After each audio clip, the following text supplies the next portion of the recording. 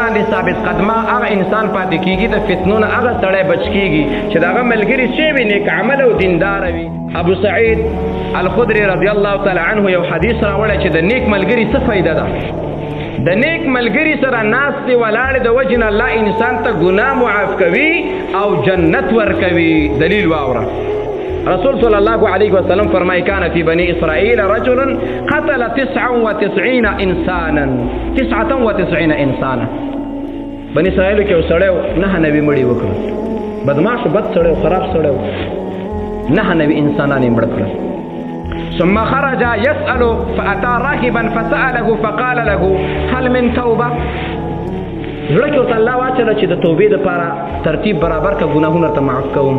یو راهب سړي ته راغی. راهب دې ته وایي چې عالم نه وي او هسې نیک عمله ذکر کوي، تلاوت منځونه کوي. دې راهب ته چې راغی ورته هل من توبه، ما 9 مړي کړي دي، اوس توبه وباسم، ایا الله به زما توبه قبوله کړي؟ قال هغه ورته الله ستا توبه او الله قبلول د ظالم بچیا 9 کورنۍ تا یتیمانې کړي دي چې یو سړی 2 بچي ولري نو 180 ماشومان تا جوړولي، 9 ښځې کونډې کړي دي، 9 د لوڼو پلرونه او میندې دي جوړولي. ظلم کړی تا به الله وبخي جهنمي. بس فقتله د نر بچی او د پسې ټوړکۍ راویسته سر یې ته ودنګولو مړی چې دا یې مړ کړلو. فجعل يسأل فقال له رجل ائت قرية كذا وكذا. حدیث کې راځي بیا ګرځېدلو چاته ویل چې توبه وباسم یو ښه سړی نشته. چا ورته پلان کېږي کې یو عالم دی مسلم په حدیث کې. هغه عالم څه مشوره وکړه. د عالم خواته چې ورغی وایي جناب محترم مولوي صاحب زه راغلی یم 100 مړي مې کړي او توبه وباسم، اړه مې داسې خفه غوندې دی چې الله ما معاف کړي نو څنګه به وي؟ توبه زما دپاره شته او که نشته دی؟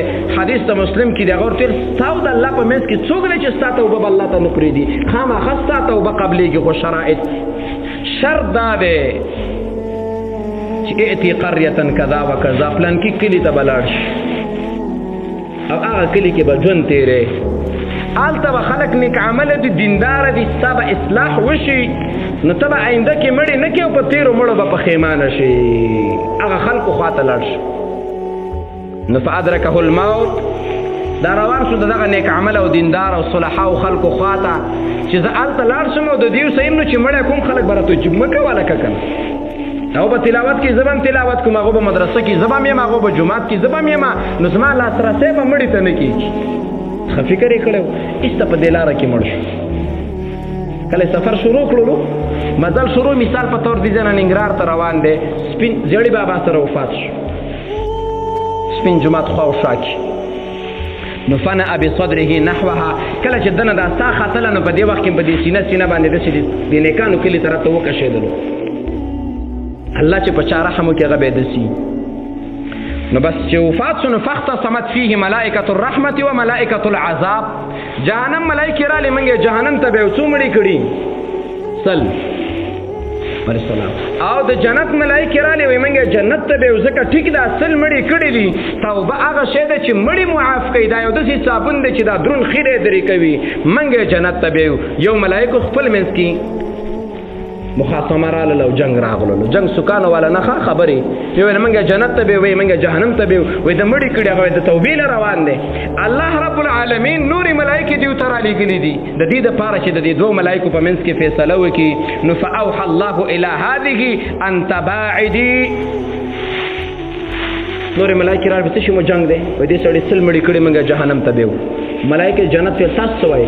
هغه ویل دې ټیک د 100 مړي کړي خو توبې دپاره روان دی، نیت اراده او قصد یې کړی دی. بدماشان او د بد عمله خلکو نه نیک عمله خلکو طرف ته روان دی. لہذا اوس موږ دا جنت ته بیو.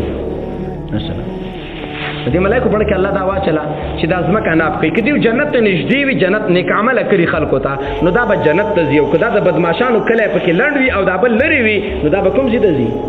جهنم ته ځي. ګوره د ښه او بد ملګري کار ته ګوره. نو الله رب العالمین فاوحى الله الى هذه. الله دې ځمکې ته امر وکړلو ان تباعدي. دی یو ته ویل ته اوږده شو، دی بل ته ویل ته رالنډه شو.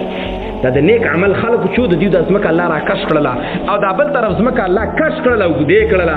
الله ته ځمکه داسې حیثیت نه لري لکه دا زما رومال چې دی راټول مې که که نه داسې بېرته غځومه که نه. الله دې ځمکې ته امر وکړو چې رالنډه شه او دی بلې ته ویل اوږده شي.